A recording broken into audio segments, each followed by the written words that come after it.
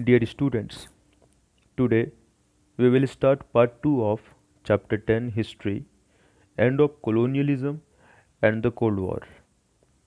And in this part, we will discuss about Vietnam, Africa, Nigeria, and Cold War and dissolution of the USSR 1945 to 1992.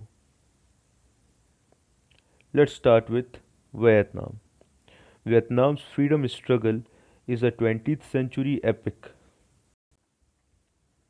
The Vietnamese, mostly poor peasants, waged a long and formidable war against the world's two most powerful nations to gain their freedom. France treated its three colonies as a source of food grain and other raw materials, forcing the peasants to grow crop for the international markets. During the Great Depression of 1929, when food grain prices fell drastically in the global markets, the indebted peasants of Vietnam were forced to sell their land to moneylenders and big landowners, then cultivate their own land as tenants. The Vietnamese had to go to France to pursue higher education. Despite these restrictions, a fairly large number of people were able to pursue their education abroad and return home. During the Second World War, Japan captured Vietnam. The nationalist Vietnamese launched the Viet Minh movement under the leadership of communist ideologue Ho Chi Minh with the support of the USSR. Students, this is the picture of a meeting in a North Vietnamese village. A man is explaining about the land distribution law. After the war, France wanted to re-establish its control over Vietnam, so it tried to install a puppet government that would act under its direction. The French army defeated Ho Chi Minh and drove him to seek refuge in the forests and mountains. But in May 1954, Jean Guiap defeated the formidable French army using a clever strategy, forcing it to surrender. After this humiliating defeat, France decided to relinquish power in all its colonies.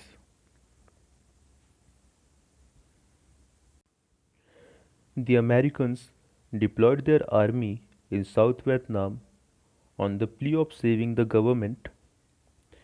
Communist controlled North Vietnam launched a land reform program abolishing feudal landlordism and making the peasants the owner tillers of the land, with an upper limit being set on how much land a peasant could own. Vietnam soon became a pawn in the competition between America and the USSR. America wanted to destroy the Viet Minh and install its client government. Soviet Russia, on the other hand, gave military aid to the Viet Minh government to combat America on the battlefield. The Americans carpet bombed North Vietnam using deadly chemical weapons Agent Orange that devastated all vegetation over a vast area with not even a blade of grass growing for decades. The horrifying pictures of the merciless devastation of life and property beamed by the media stunned the world while the Vietnamese continuing to fight America despite the devastation. Thousands were killed on both sides. Eventually, in 1974, President Richard Nixon announced the withdrawal of the American forces from Vietnam. Vietnam, the South Vietnamese government could not survive for long without American support, and the two parts of the Vietnam merged once more into a unified country on April 30, 1975. Vietnam established parliamentary democracy, but it extended recognition only to the Communist Party and its allies. So, there was no multi party democracy, with the communists controlling every facet of government and limiting citizens' rights. Thus, Vietnam could not transition to a fully democratic country.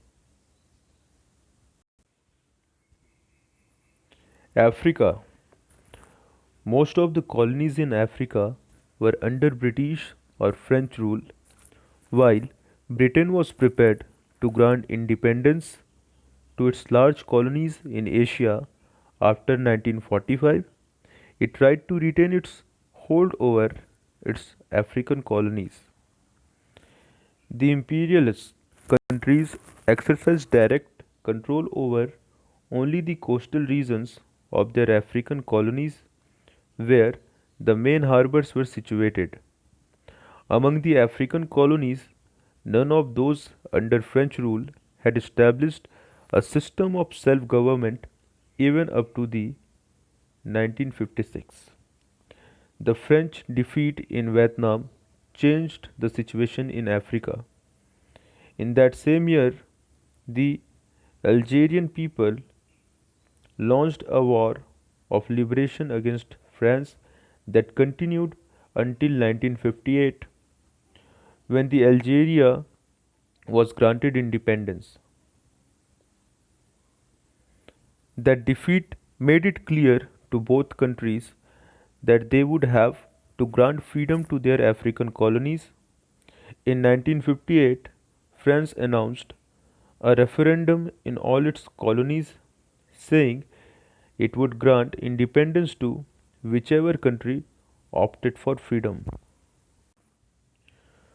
Political analysts see this relationship as a form of neocolonialism in which the colonies enjoyed limited freedom while France continued to control their economies and educational system. With regard to the British colonies, Britain was keen on reducing its expenditure on its colonies because it was passing through difficult economic times. Large countries like Nigeria and Ghana accepted these proposals and gained their independence, but many other countries which had large settlements of people of European descent who feared that their special rights and privileges would be compromised if the colonies become free, opposed to move. The African people had to wage a long and difficult struggle to fight apartheid, resorting to a range of methods, including guerrilla warfare as well as a non-violent non-cooperation movement to gain their freedom. These countries did eventually complete democracy between 1990 and 1994.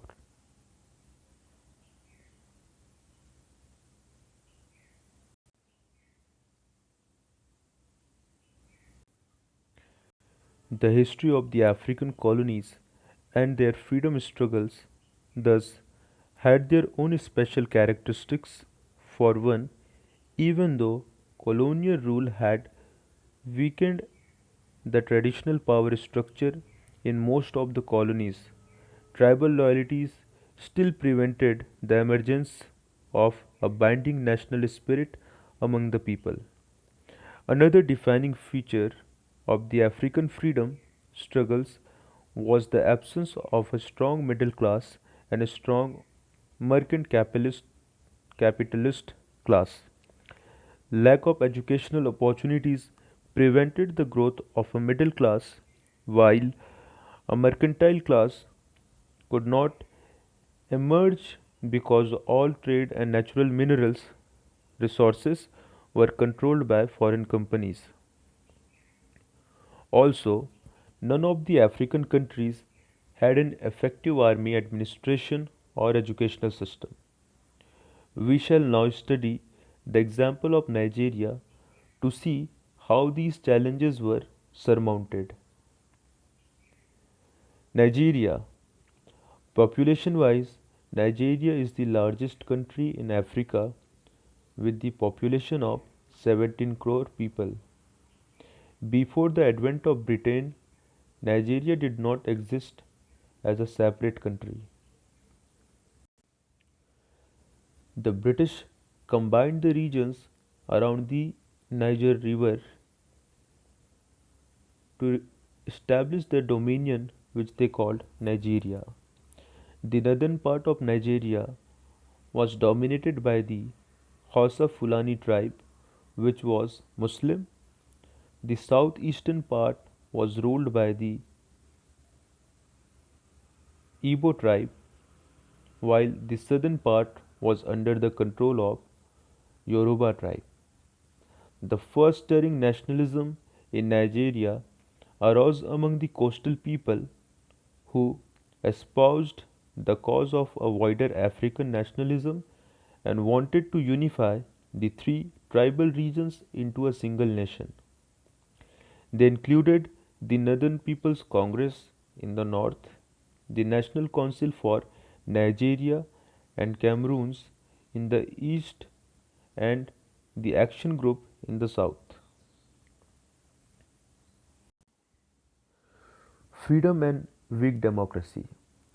Aware of the growing non-violent democratic nationalist movement, the British decided to grant independence to Nigeria, with each of its constituent regions having self-rule.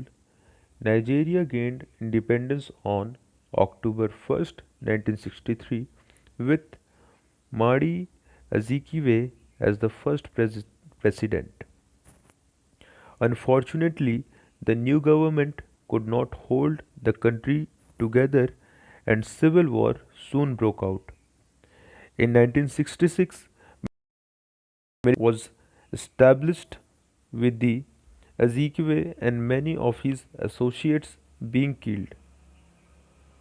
The North gained dominance during the military regime and established its authority in Nigeria politics.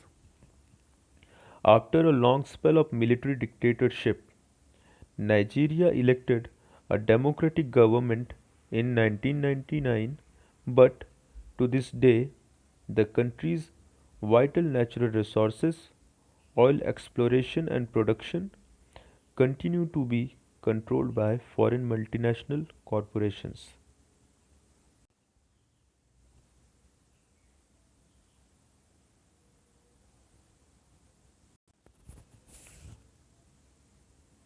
And the last topic, Cold War and dissolution of the USSR 1945 to 1992. In 1945, the USSR, the United States of America, Britain, and other countries together defeated Germany and Japan, but the alliances did not last for long, and soon USSR and America emerged as global competitors and adversaries.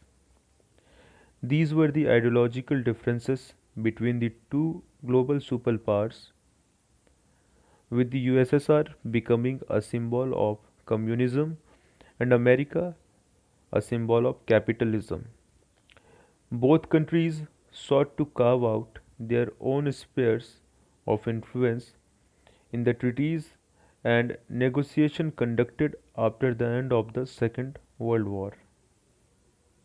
The world saw rapid economic growth from 1945 to 1970. Tension continued to prevail between the two superpowers during this period, but it did not lead to the outbreak of war. A similar situation was created following the bifurcation of India and Pakistan. the USSR supporting India and America supporting Pakistan.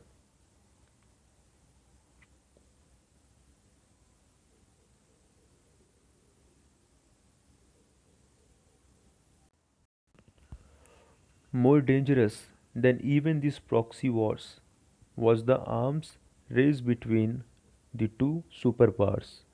These weapons were deployed in their military bases across the globe, bringing all countries within their range. That's why, from 1975 to 1999, the entire world stood on the precipice of mutually assured destruction leading to nuclear annihilation. Lakhs of women, men, and children in different countries participated in these movements and demanded that their governments unconditionally abolish nuclear weapons, destroy their arsenals, and prohibit other countries from deploying such weapons on their soil. In the absence of democratic rights, USSR did not see such widespread movements, but even their intellectual class extended its support to these world peace movements. This treaty made it incumbent on both nations to reduce their nuclear arsenals and practically stop the testing of new weapons. This treaty brought an end to the Cold War. But the Cold War left a deep impact on the world. Apart from America and USSR, other countries were also forced to spend their resources on procuring weapons and strengthening their armed forces instead of developing themselves and improving their lives of their people. Taking advantage of USSR's deteriorating economic condition, many East European countries that were getting restless under the Soviet control broke away to declare their independence. Soviet Russia could not survive these happenings and unexpectedly collapsed in December 1991 when it was officially dissolved. In place of the Union of Soviet Socialist Republics, 15 separate republics that opted for capitalism and electoral democracy came into being, bringing the curtain down on a unique attempt to bring equality and socialism to the modern world. The world still struggles with another consequence of the Cold War when USSR sought to influence the Arab countries in their fight against America and Israel. America spread the word among the Arabs that Islam was in danger from communism.